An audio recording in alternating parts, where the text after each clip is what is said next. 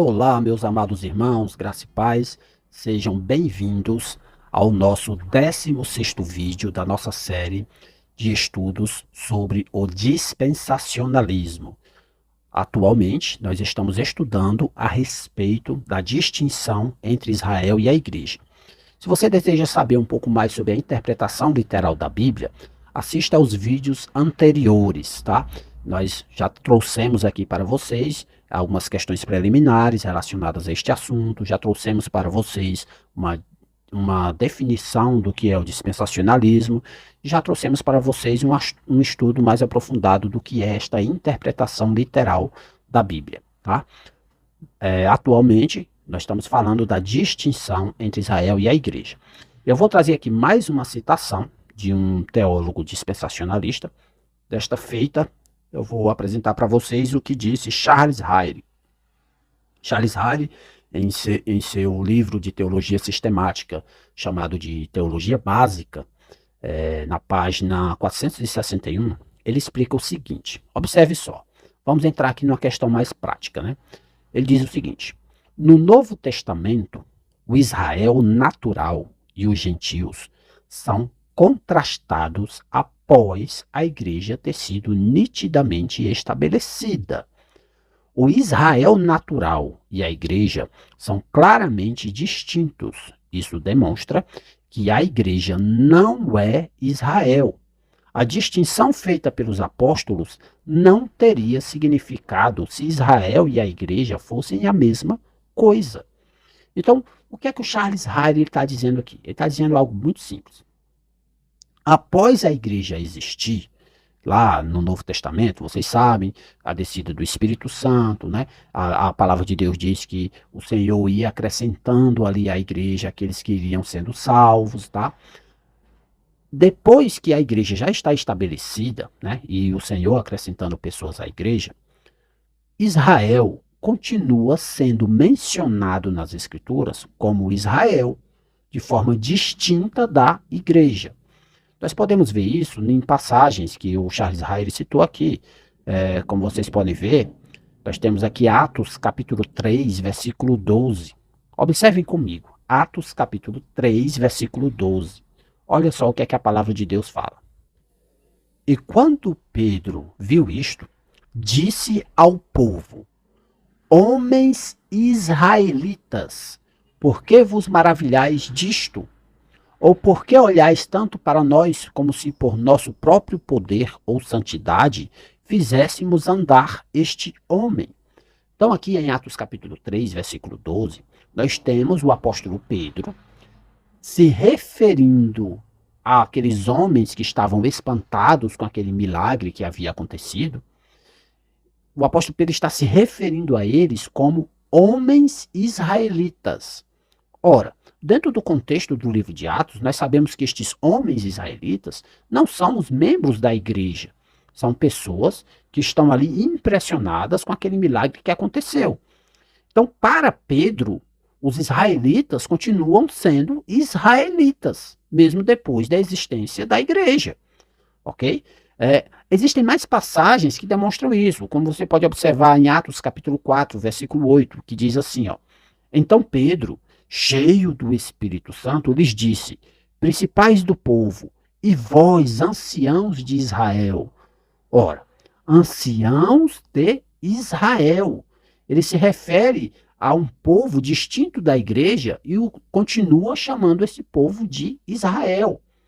Ao contrário do que muita gente pensa, de que a igreja substituiu Israel, não. Quando a igreja surgiu, Israel continuou sendo Israel.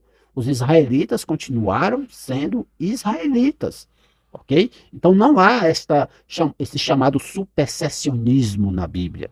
Não há esse tipo de linguagem dentro do texto bíblico. Israel continua existindo, tá?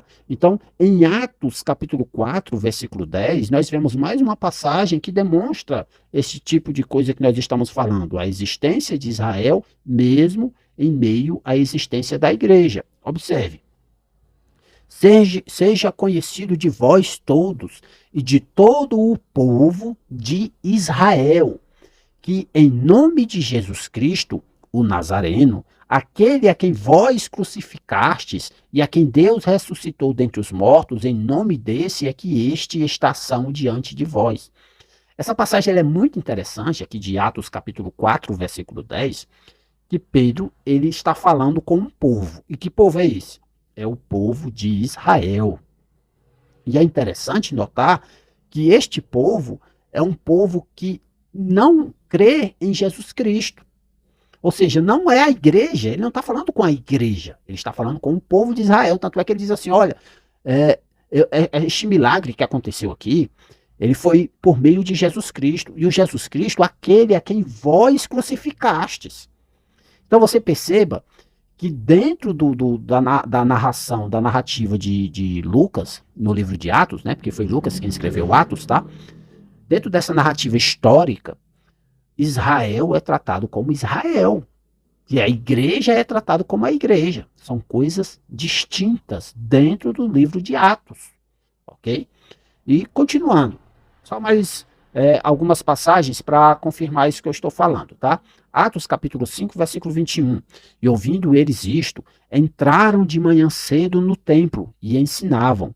Chegando, porém, o sumo sacerdote e os que estavam com ele, convocaram o conselho e a todos os anciãos dos filhos de Israel e enviaram ao cárcere para que de lá os trouxessem. Então nós temos aqui aquela libertação miraculosa, né, dos apóstolos, que eles tinham sido presos por conta de pregar o evangelho, e eles foram libertos de forma miraculosa e passaram a pregar lá no templo, né? E enquanto isso, o conselho de Israel, a liderança do povo de Israel, estava reunida para decidir o que é que iriam fazer com aqueles apóstolos, tá? E o interessante é que você percebe que eles queriam julgar os apóstolos, né, proibindo eles de pregar a palavra, ou seja, está nítido no texto que esses anciãos aqui de Israel, este povo aqui de Israel, não é a igreja.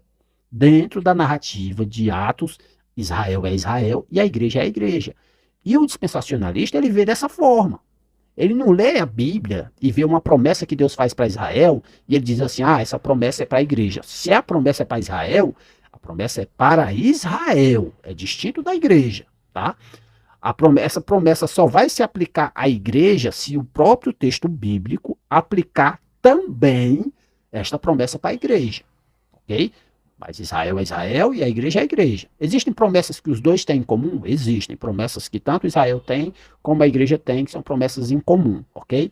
Mas nem todas as promessas que Deus fez para Israel, Deus fez para a igreja. Nem tudo aquilo que Deus lançou como uma espécie de juízo sobre Israel deve ser observado na igreja. Porque Israel é Israel e a igreja é a igreja. São coisas distintas, como vocês podem ver aí no texto. Mas dando continuidade, Atos capítulo 5, versículo 31.